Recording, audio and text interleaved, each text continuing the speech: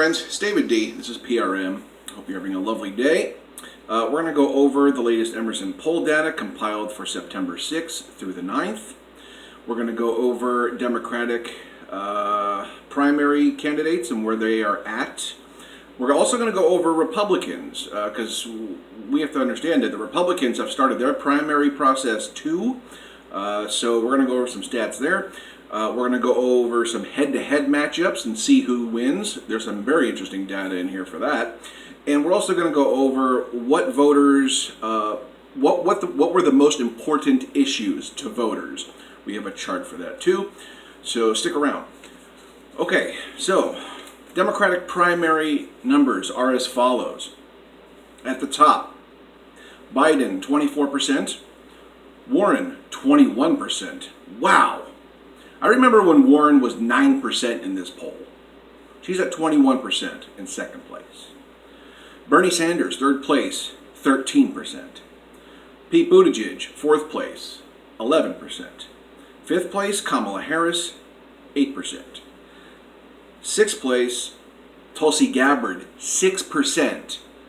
This I have not seen yet. Tulsi Gabbard was won at 0%, or she was never even in the poll, or else she was bumping 1 or maybe 2% in the Emerson poll. This is the highest I've ever seen her in Emerson, and I've been following Emerson for a while now. Tulsi Gabbard, 6%. Very excited about that. Okay, after her, Cory Booker, 4%. Andrew Yang, 3%. I think he's been at 3% in this poll since springtime, maybe a little bit before. Andrew Yang at the top of his 1 to 3% range here, so I don't think he's moved much. Delaney, 3%? A lot of people don't like progress, I guess, you know. Okay, Williamson, 1%. O'Rourke, 1%. Yes, Beto is going away, slowly but surely. I think he was at 9 or 10% in this poll last year.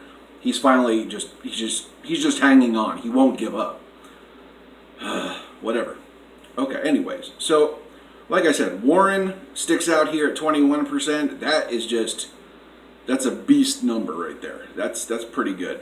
Sanders went down a little bit, 13%. He's definitely on the slide. Buttigieg looks like he's doing a little bit better than last time. But the thing that really stands out here is Tulsi Gabbard, 6%. That is just what I want to see. I've been waiting for her poll numbers to go up. Like, it's been frustrating to watch Tulsi's poll numbers. It's also been frustrating to just watch Tulsi not being added in polls. You have to understand, they did this to Mike Gravel. They did this to Andrew Yang for a little bit. And they also did it to Tulsi Gabbard. So, if you put her in the poll, she might start hitting 6 or 7, 10% in no time if you just put her in the friggin' poll.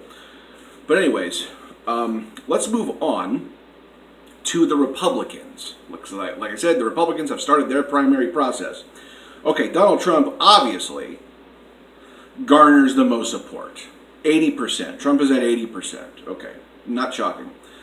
Bill Weld is 13%. I believe he's a libertarian candidate, but I think he's running as a conservative Republican. And Joe Walsh, 7%. So we kind of see the conservative libertarians splintering out of here. Now, this is obviously a dominant lead. 80% is gargantuan. But 13% and 7%, you see the trickle happening to the Republicans, where the conservatives, the constitutionalists, the libertarians are really taking issue with Donald Trump, and rightfully so. Like, I was a libertarian for a while, but the things I retained was like, okay, we got to protect the Constitution, the rule of law, and that sort of thing. So these types of Republicans are really, they're just not having it anymore, and they're throwing their support behind conservative, libertarian, constitutionalist type candidates like Bill Weld and Joe Walsh. So interesting to see how much support they garner, but like, obviously Trump is at the top of the field. Okay, let's do some head-to-heads here. These are pretty cool. Biden beats Trump 55% to 45%. Okay, so Biden will beat Trump. Check this out.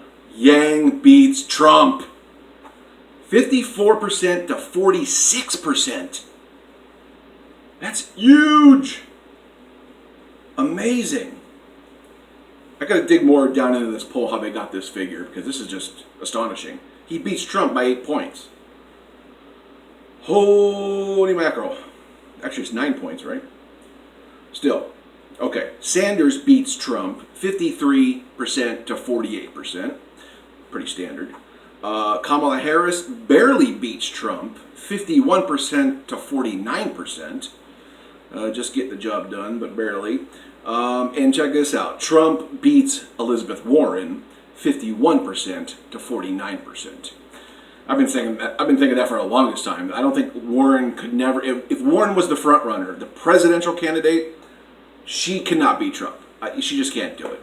There's so much animus towards this woman, and there's just real problems with her constructing a diverse base of people. Elizabeth Warren has a lot of problems, and this poll reflects that she would not beat Trump. So that's just confirmation in my book.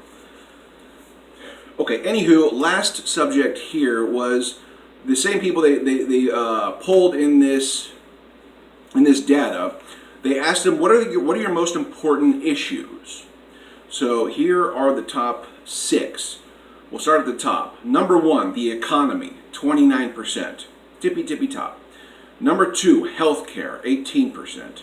Number 3, social issues, 15%. 4, immigration, 11%. 5, environment, 9%. And finally, gun policy, 7%. So let's look at the top of this list, the economy. I've been saying it, most people have been saying it. If Donald Trump holds on to this economy, there is a very good chance he will be reelected. If he loses the economy, he's done. It's really that simple. If the crash happens before, he's done.